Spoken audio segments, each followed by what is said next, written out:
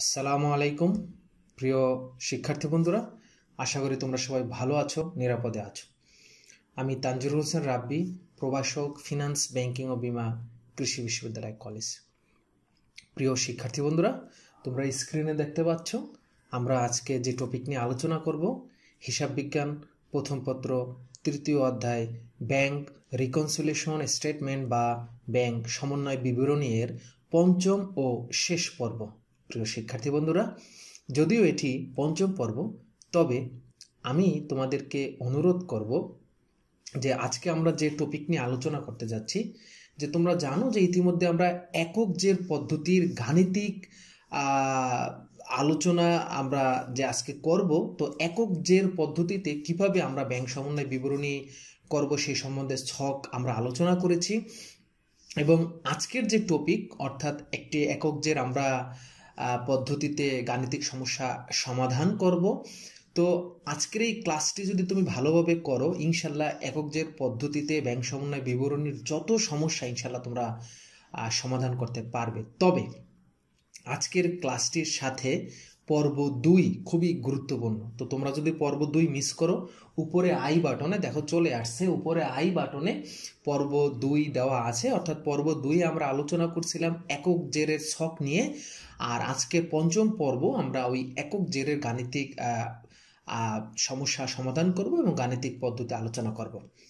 তো শিক্ষার্থী বন্ধুরা, তোমাদের কাছে অনুরোধ, if you are new in my channel, subscribe my YouTube channel, hit the notification bell, then you will be able to get new classes on finance and accounting from Hussain sir, right? তো শিক্ষার্থী বন্ধুরা, আমরা তাহলে ক্লাসটা শুরু করি। আমরা আজকে কোনো সূত্র নিয়ে আলোচনা করব না, কারণ দ্বিতীয় পর্বে অলরেডি আমরা ব্যাংক সমন্বয় বিবরণীর একক জের পদ্ধতিতে কিভাবে গাণিতিক সমস্যা সমাধান করতে হয় সেই সূত্র এবং ছক নিয়ে আলোচনা করছি। আজকে জাস্ট আমরা একক জের পদ্ধতিতে সেই উদ্দীপক, প্রায়োগিক উদ্দীপক ইনশাল্লাহ সমাধান করতে যাচ্ছি। প্রিয় শিক্ষার্থী বন্ধুরা, তোমাদের সামনে দেখো চলে আসছে একটি ছক, তোমরা দেখতে পাচ্ছ, দেখো এই পাশে একটা ছক চলে আসছে। আমরা জানি যে ব্যাংক সমন্বয় বিবরণী, এই ব্যাংক সমন্বয় বিবরণীতে একক জের পদ্ধতিতে যখন আমরা অঙ্ক করি, তখন আমাদের দুইটা তথ্যের যে কোনো একটা তথ্যকে আমাদের সংশোধন করতে হয়। আমরা হয় নগদান বই মোতাবেক ব্যাংক জেরকে সংশোধন করি, অথবা পাস বই বা ব্যাংক বিবরণী মোতাবেক ব্যাংক জমার উদ্ধৃতকে সংশোধন করি।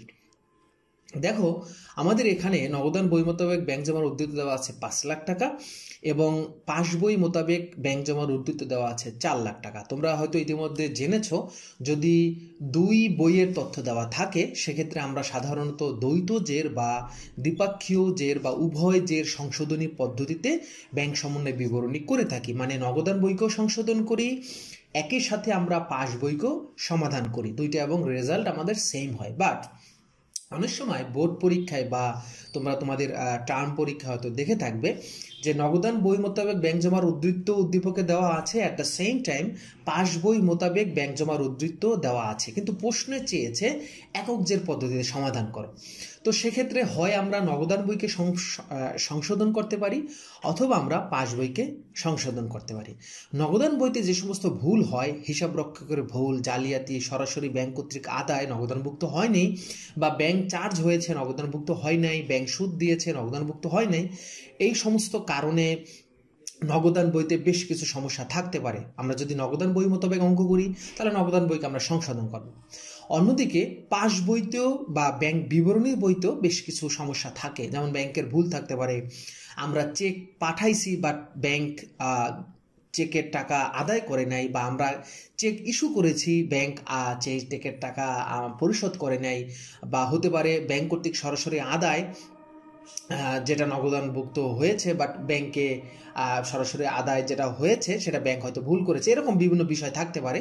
যদি আমরা পাস বই বা ব্যাংক বিবরণী বই মোতাবেক ব্যাংক জমার উদ্ধৃত দিয়ে অঙ্ক শুরু করি, সেক্ষেত্রে আমরা ব্যাংক বইকে সংশোধন করি। তো এই যে 1 লাখ টাকার পার্থক্য, যেটা আমরা উদ্দীপকে এখন দেখতে পাচ্ছি, এই যে 1 লাখ টাকার পার্থক্য, এই 1 লাখ টাকার পার্থক্যকে আমরা ব্যাংক সমন্বয় বিবরণীর মাধ্যমে ব্যালেন্স করব বা সমন্বয় করব, এবং এই একক একক জের পদ্ধতিতে কিভাবে আমরা অঙ্কটা করব সেই সম্পর্কে আমাদের ছক এবং সেই সূত্র আমাদের কিন্তু পর্ব 2-তে আমরা আলোচনা করেছি। ইনশাআল্লাহ তোমরা সেটা দেখেছো। আজকের এই পর্ব শুরু করার আগে অবশ্যই সেই দ্বিতীয় পর্ব তোমরা দেখে আসবা। প্রিয় শিক্ষার্থী বন্ধুরা, তোমাদের সামনে দেখো এখন একটা প্রায়োগিক একটা উদ্দীপক চলে আসছে। আমি এই উদ্দীপকটা এখন পড়ি, তোমরা আমার সাথে সাথে উত্তর দেওয়ার চেষ্টা করো, বা তোমাদের যদি কোনো প্রশ্ন থাকে কমেন্টসে দিবে, এবং এই প্রশ্নটা, এই উদ্দীপকটা আমরা ইনশাল্লাহ একক জের পদ্ধতিতে সমাধান করব। আবি ট্রেডার্সের নিম্নলিখিত তথ্যাবলী হতে 2013 সালের 30 জুন তারিখে একটি ব্যাংক সমন্বয় বিবরণী প্রস্তুত করো। আমাদের এখানে একটি ব্যাংক সমন্বয় বিবরণী প্রস্তুত করতে বলছে।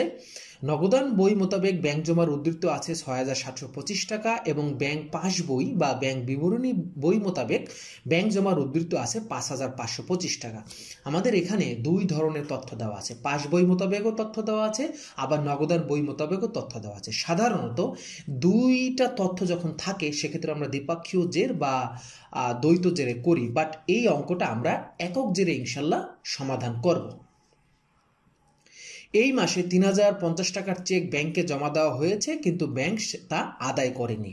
গ, 3,100 টাকার চেক কাটা হয়েছে, মানে চেক ইস্যু করা হয়েছে, পাওনাদার বরাবর চেক ইস্যু করেছে, চেক কেটেছে, বাট সেই চেক ব্যাংকে তারা উপস্থাপন করেনি, মানে সেই চেক ব্যাংকে ভাঙানো হয়নি।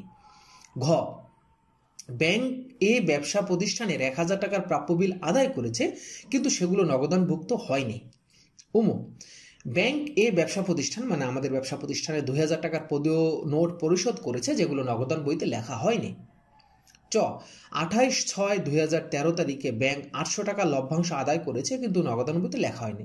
এখানে এই তারিখটা খুবই গুরুত্বপূর্ণ, মনে রাখবা যে আমরা এখন যে অঙ্কটা করতেছি সেটা হলো 30 জুনের অঙ্ক। সাধারণত এই অঙ্ক দুই ধরনের থাকে, একটা হলো 31 ডিসেম্বর তারিখের, অথবা থাকতে পারে 30 জুন। আমাদের ওই নির্ধারিত তারিখের ভিতরে যে আইটেমগুলো ব্যাংকে উপস্থাপন হয়নি সেগুলো কিন্তু আমরা অন্তর্ভুক্ত করব, অথবা যে আইটেমগুলো নির্ধারিত তারিখে ব্যাংকে উপস্থাপিত হয়েছে নগদানভুক্ত হয়নি সেই আইটেমগুলো নিয়ে আমরা ব্যাংক সমন্বয় বিবরণী তৈরি করব। তো এখানে 28 জুন তারিখে একটি লেনদেন আছে যে ব্যাংক 800 টাকা লভ্যাংশ আদায় করেছে, বাট সেগুলো কোনো কারণে নগদান বইতে লেখা হয়নি। জুন মাসে ব্যাংক 200 টাকার বিনিয়োগের সুদ আদায় করেছে, মানে ব্যাংক ক্রেডিট করেছে। ব্যাংক ক্রেডিট করা মানে ব্যাংক যোগ করেছে, আর ব্যাংক ডেবিট করা মানে ব্যাংক আমাদের হিসাব থেকে টাকা কেটে রেখেছে। তো ব্যাংক এখানে ক্রেডিট করেছে মানে ব্যাংক যোগ করেছে, যেটা কোনো কারণে নগদান বইতে হয়তো লেখা হয়নি। জ, ব্যাংক চার্জ কেটে রেখেছে 100 টাকা এবং ব্যাংক সুদ মঞ্জুর করেছে 150 টাকা, যেগুলো কোনো কারণে নগদান বইতে লেখা হয়নি। ঝ, আবি ট্রেডার্স নিজ প্রয়োজনে 800 টাকা ব্যাংক থেকে উত্তোলন করেছে, কিন্তু সেগুলো কোনো কারণে নগদান বইতে লেখা হয়নি। ব্যাংক বিবরণী অনুসারে ব্যাংক ক্রেতার নিকট প্রাপ্ত 500 টাকার চেক প্রত্যাখ্যান করেছে, কিন্তু নগদান বইতে লিপিবদ্ধ করা হয়নি। চেক প্রত্যাখ্যান মানে হলো তুমি ব্যাংকে যে টাকা জমা হওয়ার কথা, মানে ব্যাংক যে চেকটা জমা নেওয়ার কথা, হয়তো কোনো কারণে ব্যাংক সেই চেকটা জমা না নিয়ে তোমাকে প্রত্যাখ্যান করেছে।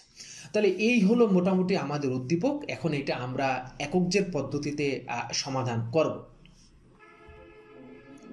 শিক্ষার্থী বন্ধুরা, একক জের পদ্ধতিতে যে আমরা এখন ব্যাংক সমন্বয় বিবরণী করতে যাচ্ছি, এটা আমরা এখন দুইভাবে করব। প্রথম হলো আমরা নগদান বই মোতাবেক সংশোধন করব পাস বই অনুসারে, অর্থাৎ পাস বইকে সামনে রেখে পাস বইয়ের সাথে মিল দেখিয়ে আমরা নগদান বইকে সংশোধন করব।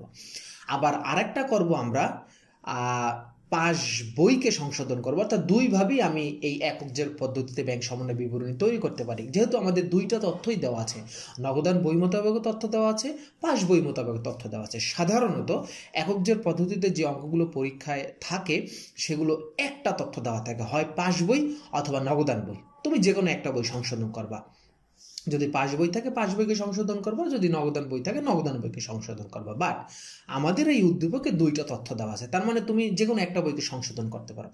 আমি দুইটা একক জের করব। প্রথম হলো নগদান বইকে সংশোধন করাইয়া ব্যাংকের সাথে মিল দেখাইবো, আর একটা হলো পাস বই মানে ব্যাংক বিবরণীকে সংশোধন করব নগদান বইয়ের কে মিল দেখাইয়া। দুইটাই করবো ইনশাল্লাহ, তোমরা দেখো। আচ্ছা, প্রথমে আমরা নগদান বই মোতাবেক ব্যাংক জমার উদ্ধৃত, অর্থাৎ নগদান বইকে আমরা এখন সংশোধন করব।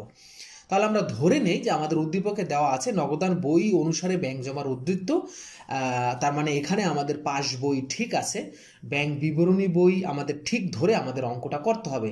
আমরা ধরে নিচ্ছি নগদান বইতে ভুল আছে, নগদান বই মোতাবেক ব্যাংক জমার উদ্বৃত্ত ধরে আমরা এখন এই ব্যাংক সমন্বয় বিবরণী একক জের পদ্ধতিতে করব। তাহলে এক্ষেত্রে পাস বই বা ব্যাংক বিবরণী হলো পীর সাহেব, মানে পীর সাহেবের কোনো ভুল নাই। অর্থাৎ পাস বই বা ব্যাংক বিবরণী বই যোগ করলে আমরা নগদান বইতে যোগ করব, পাস বই বা ব্যাংক বিবরণী বই বিয়োগ করলে আমরা নগদান বইতে বিয়োগ করব। আমরা যোগ করেছি বাট পাস বই যোগ করে নাই, সেক্ষেত্রে আমরা বিয়োগ করে দেব। আমরা বিয়োগ করেছি বাট পাস বই বিয়োগ করে নাই, সেক্ষেত্রে আমরা যোগ করে দেব। অর্থাৎ পাস বই বা ব্যাংক বিবরণীর বইয়ের সাথে সাথে আমরা চলব। তাহলে আমরা সমাধানটা নিয়ে এসেছি। তোমরা জানো দ্বিতীয় পর্বে তোমরা দেখেছো একক জের পদ্ধতিতে আমরা যখন ব্যাংক সমন্বয় বিবরণী করি, এখানে আমাদের টাকার ঘর দুইটা থাকে, একটা থাকে বিবরণের ঘর, উপরে কিছু ক্যাপশন থাকে, আমি জায়গার অভাবে সেটা লিখি নেই। ক্যাপশনটা হবে আমাদের যে ব্যবসা প্রতিষ্ঠানের নাম, ওই জহির ট্রেডার্স বা কি নাম ছিল, ওই জহির ট্রেডার্সে ব্যাংক সমন্বয় বিবরণী, ব্র্যাকেটে তুমি একক জের পদ্ধতি লিখতে পারো। আর তারিখটা হবে ডিসেম্বর 30শে জুন 2013, আর 31শে ডিসেম্বর থাকলে সেটা হবে, আমাদের এই অঙ্কে 30শে জুন আছে, আমরা 30শে জুন, 2013 লিখব। তো প্রথমে আমাদের যে কাজটা করতে হবে, সেখানে বন্ধুরা তোমরা দেখতেই পাচ্ছ, আশা করি আমি একটু হাইলাইট করে দেই, তোমাদের সুবিধা হবে। প্রথমে যে কাজটা সেটা হলো আমাদের নগদান বই মোতাবেক ব্যাংক জমার উদ্বৃত্ত যেটা আমাদের দেওয়া আছে, আমরা ধরে নিছি যেটা যে এখানে নগদান বই মোতাবেক ব্যাংক জমার উদ্বৃত্ত, তার মানে নগদান বইকে সংশোধন করব ৬,৭২৫ টাকা। পরের লেনদেন কি আছে, পরের লেনদেনটা আমরা দেখি কি বলছে। এ মাসে ৩,০৫০ টাকার চেক ব্যাংকে জমা দেওয়া হয়েছে, ব্যাংক আদায় করেনি, তার মানে ব্যাংক আদায় করেনি। আমরা যোগ করেছি, ব্যাংক যোগ করে নেই। আমরা যোগ করেছি, ব্যাংক যোগ করে নেই, ব্যাংক আমাদের চেক আদায় করে। তাহলে এটা কি হয়ে যাবে?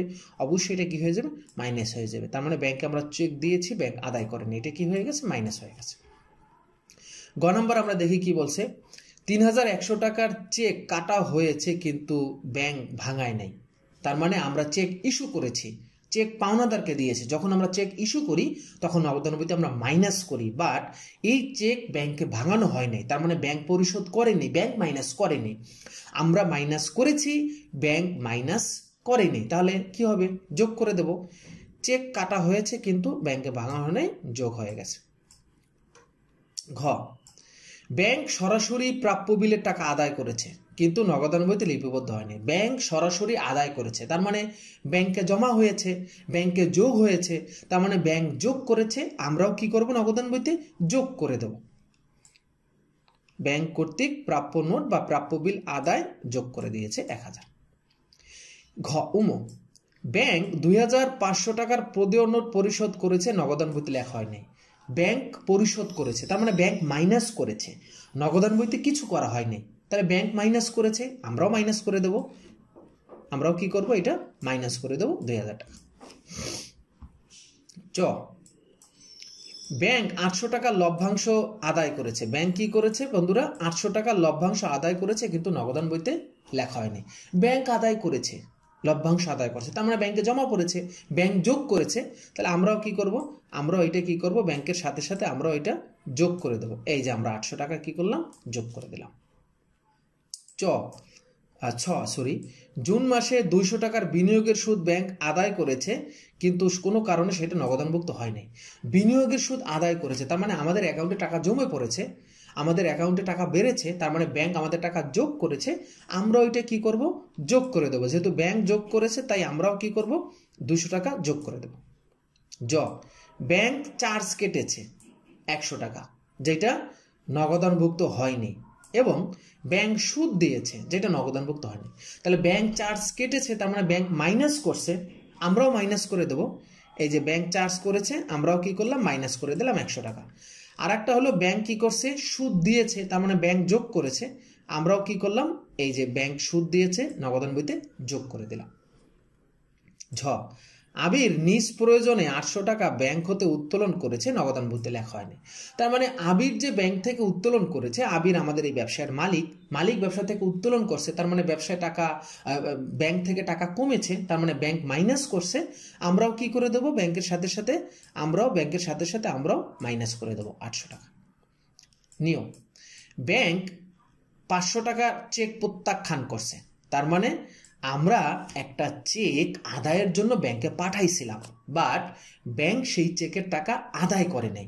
আমরা ব্যাংকে পাঠাইছিলাম বাট ব্যাংক আদায় করে নাই। তাহলে এই চেকটা আমরা পেয়েছিলাম দেনাদারের কাছ থেকে। তো দেনাদারের কাছ থেকে যখন আমরা চেকটা পেয়েছিলাম, আমরা কিন্তু নগদান বইতে যোগ করেছি, বাট এই চেকটা ব্যাংক যোগ করে নেই, কারণ এই চেকটা এনএসএফ চেক মানে হলো নট সাফিসিয়েন্ট ফান্ড। মানে তুমি যার কাছ থেকে চেক পেয়েছিলা ওর অ্যাকাউন্টে কোনো টাকা নাই।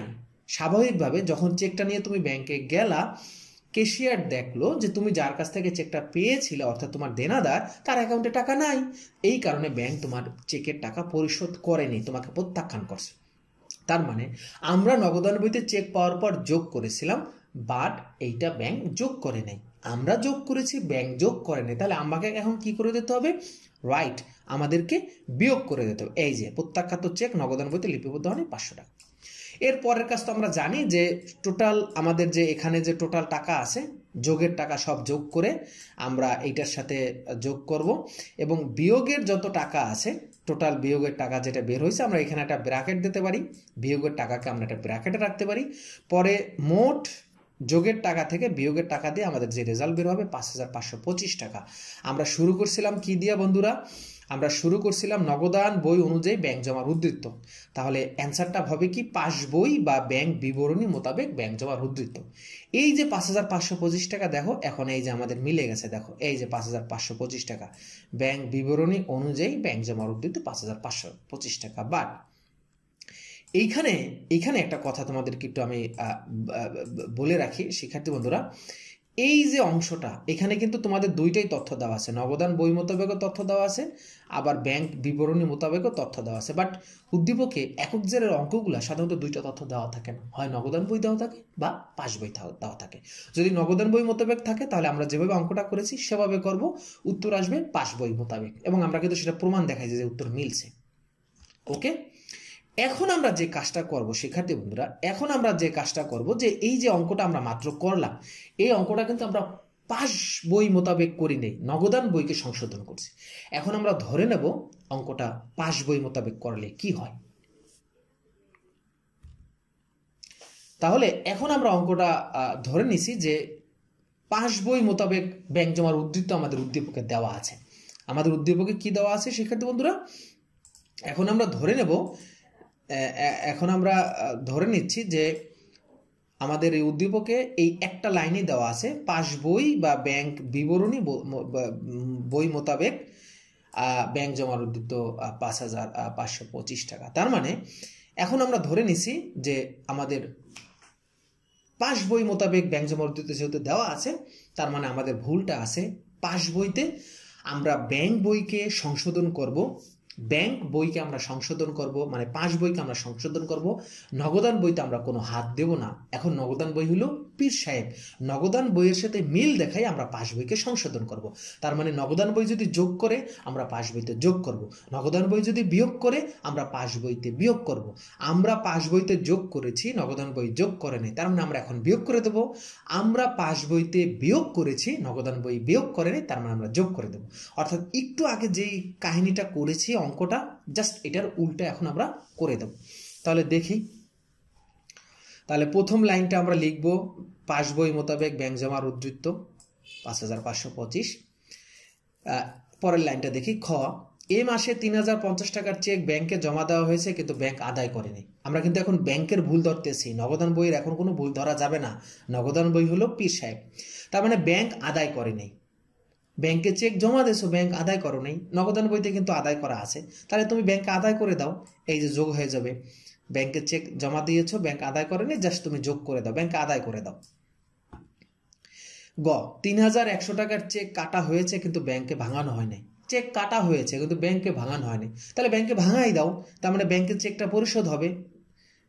নগদান বইতে মাইনাস আছে, তার মানে আমরা ব্যাংকের চেকটা ভাঙাই দিছি। 1000 টাকার প্রাপ্য বিল ব্যাংক আদায় করেছে কিন্তু নগদান বইতে লেখা হয়নি। ঘ, 1000 টাকার প্রাপ্য বিল ব্যাংক আদায় করেছে, তার মানে ব্যাংকে যোগ করছি, নগদান বইতে যোগ করা হয় নাই। ব্যাংকে যোগ করছি, নগদান বইতে যোগ করা হয় নাই। নগদান বই কিন্তু ঠিক ধরতে হবে। তার মানে ব্যাংকে যোগ করছি, নগদান বইতে কিছু লেখি নেই, তার মানে নগদান বইতে যেহেতু যোগ করিনি, এখন আমরা এটাকে উল্টাই দেবো, মানে আমরা এটাকে বিয়োগ করে দেবো। ব্যাংক কর্তৃক প্রাপ্য নোট আদায় নগদান বইতে লিপিবদ্ধ হয়নি 1000 টাকা। কি করছে? ব্যাংক প্রদেয় নোট পরিশোধ করছে, ব্যাংক প্রদেয় নোট পরিশোধ করছে, কিন্তু সেইটা কি হয় নাই, নগদান বইতে লেখা হয় নাই। ব্যাংক কিন্তু পরিশোধ করছে, ব্যাংক কি করছে? পরিশোধ করছে। ব্যাংক প্রদেয় নোট পরিশোধ করছে মানে ব্যাংক মাইনাস করছে, নগদান বইতে মাইনাস হয় নাই, তাহলে এখন এটা কি করে দেবো? আমরা প্লাস করে দেবো। যেহেতু নগদান বইতে মাইনাস হয়নি, আমরা কি করে দিছি? প্লাস করে দিছি। 28শে জুন তারিখে 800 টাকার লভ্যাংশ কি করছে? 800 টাকার লভ্যাংশ ব্যাংক আদায় করেছে কিন্তু নগদান বইতে লেখা হয়নি, তার মানে ব্যাংক যোগ করছে, নগদান বইতে যোগ করেনি, তাহলে সিম্পল বিয়োগ করে দেব। নগদান বইতে তো যোগ হয় নাই, 800 টাকা মাইনাস। জুন মাসে 200 টাকার বিনিয়োগের সুদ ব্যাংক ক্রেডিট করছে, মানে ব্যাংক যোগ করছে, নগদান বইতে লেখা হয় নাই। ব্যাংক যোগ করছে, নগদান বই যোগ করেনি, তাহলে সিম্পল নগদান বইতে আমরা কি করে দেবো? মাইনাস করে দেবো 200। ব্যাংক চার্জ 100 এবং মঞ্জুরিকৃত সুদ 150, নগদান বইতে লেখা হয়নি।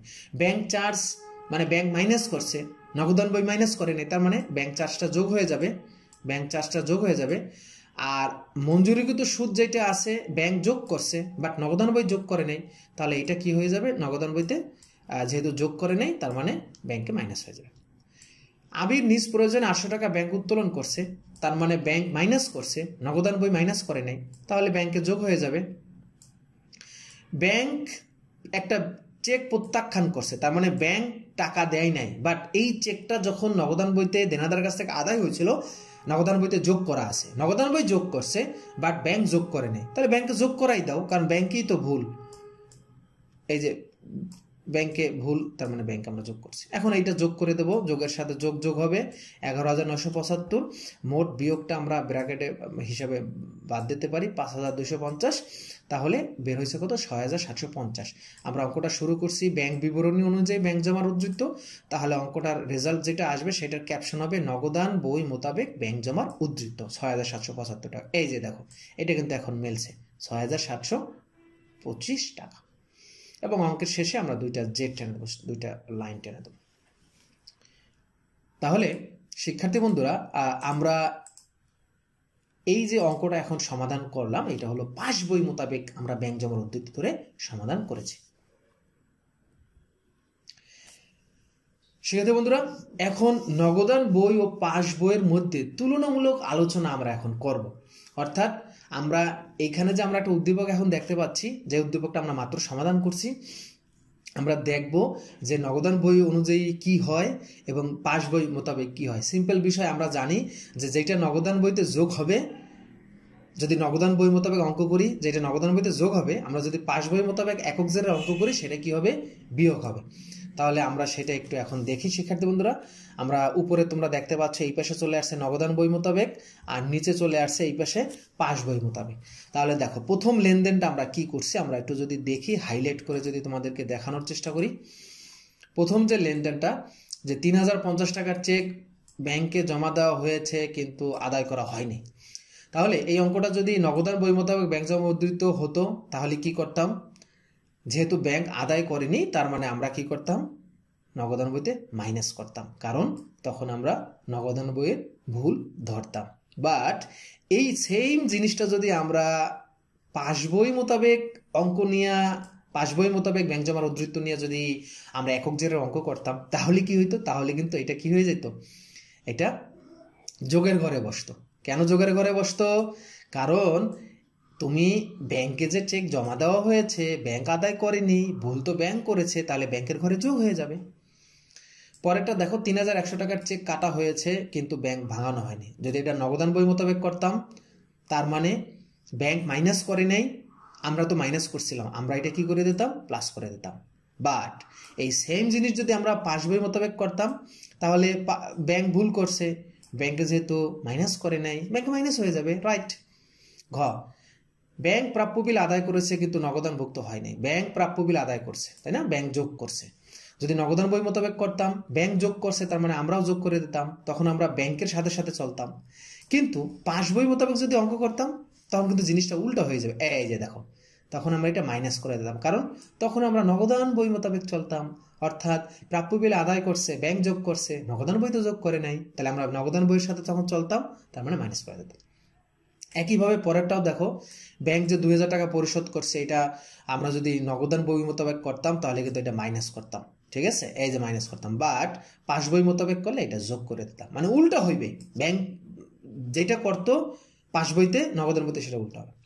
6 নম্বরটা, ব্যাংক লভ্যাংশ আদায় করছে, হ্যাঁ, এটা যদি নগদান বই মোতাবেক করতাম তাহলে আমরা যোগ দিয়ে দিতাম, বাট পাস বই মোতাবেক করলে এটা আমরা কি করতাম, এই যে বিয়োগ করে দিতাম। ব্যাংক বিনিয়োগের সুদ আদায় করছে, ওইটাই আগের মতোই, নগদান বই মোতাবেক যদি করতাম তাহলে এটা আমরা যোগ দিয়ে দিতাম, বাট ব্যাংক বিবরণী মোতাবেক করলে এটা আমরা কি করতাম, এই জিনিসটাই আমরা বিয়োগ দিয়ে দিতাম। ব্যাংক চার্জ, এটা নগদান বই মোতাবেক করলে আমরা এটা মাইনাস করতাম, কিন্তু পাস বই বা ব্যাংক বিবরণী মোতাবেক যদি আমরা একক জেরে করতাম এটা প্লাস করে দিতাম। মঞ্জুরিকৃত সুদ যেটা আছে, এটা যদি নগদান বই মোতাবেক করতাম, ব্যাংক যোগ করেছে তাই এই যে আমরাও যোগ করে দিলাম, বাট এটা পাস বই মোতাবেক যদি করতাম তাহলে আমরা এটা মাইনাস করে দিতাম, যেহেতু নগদ যোগ করে নেই, আমরাও ব্যাংকে মাইনাস করছি। মালিক নিজ প্রয়োজনে 800 টাকা ব্যাংক হতে উত্তোলন করেছে কিন্তু নগদান বইতে লেখা হয়নি, যদি এটা নগদান বই মোতাবেক করতাম তাহলে ব্যাংকের সাথে চলার জন্য আমরা ব্যাংক যেহেতু মাইনাস করছে আমরা মাইনাস করে দিতাম, বাট এই জিনিসটা যদি পাস বই মোতাবেক করতাম তাহলে কিন্তু এটা কি হয়ে যেত, প্লাস হয়ে যেত, কারণ আমরা মাইনাস করছি, নগদান বই মাইনাস করে নাই, নগদান বইয়ের মতো চলতাম। প্রত্যাখ্যাত চেক, এটা যদি আমরা নগদান বই মোতাবেক চলতাম, ব্যাংক যেহেতু টাকা পরিশোধ করে আমাদের টাকা দেয় নাই তার মানে আমরা এটা মাইনাস করে দিতাম, বাট এটা যদি আমরা পাস বই মোতাবেক করতাম তার মানে আমরা প্রত্যাখ্যাত চেক করছি, এটা আমরা ভুল করছি, ব্যাংকের ভুল ধরতাম, তখন পাস বই মোতাবেক যেহেতু অঙ্ক করতেছি, অঙ্কটা শুরু হয়েছে পাস বই বা ব্যাংক বিবরণী মোতাবেক, ব্যাংক জমা উদ্বৃত্ত। তো সেক্ষেত্রে নগদান বইতে এটা যোগ ছিল, বাট আমরা ফান্ডের অভাবে টাকাটা চেকের টাকা দেই নাই, বাট নগদান বইতে যেহেতু যোগ আছে তখন আমরা প্রত্যাখ্যাত চোখটা ব্যাংকের ভুল ধরে আমরা ব্যাংকেও কি করে দিতাম, যোগ করে দিতাম। তাহলে শিক্ষার্থী বন্ধুরা, মোটামুটি এই হলো একক জের পদ্ধতিতে আমাদের কিভাবে আমরা একটি ব্যাংক সমন্বয় বিবরণী করব সেটা আমি তোমাদের সামনে আলোচনা করার চেষ্টা করেছি। আশা করছি তোমরা একক জের পদ্ধতির কিভাবে গাণিতিক সমস্যা সমাধান করবা সেটা ইনশাল্লাহ তোমরা বুঝতে পেরেছো, কোনো প্রবলেম নাই। এবং দ্বিতীয় পর্ব তোমরা যদি আরো আগে দেখে থাকো, দ্বিতীয় পর্বে এই বিষয়ে আমি আরো আলোচনা করছি। তাহলে সবার কাছে ধন্যবাদ জানাই আমি বিদায় নিচ্ছি। সবাই ভালো থাকবা, সুস্থ থাকবা। আসসালামু আলাইকুম রহমতুল্লাহ। এখানে আমার একটা ফেসবুক পেজ আছে হুসাইন স্যার নামে, ওইটা লাইক দিয়ে রাখতে পারো। হুসাইন স্যার লিখে ফেসবুকে সার্চ দিলে আমার পেজ চলে আসবে, ওখানে বেশ কিছু ক্লাস থাকে, আর ইউটিউব চ্যানেল তো তোমরা সাথে আসোই। বিদায় নিচ্ছি, আসসালামু আলাইকুম।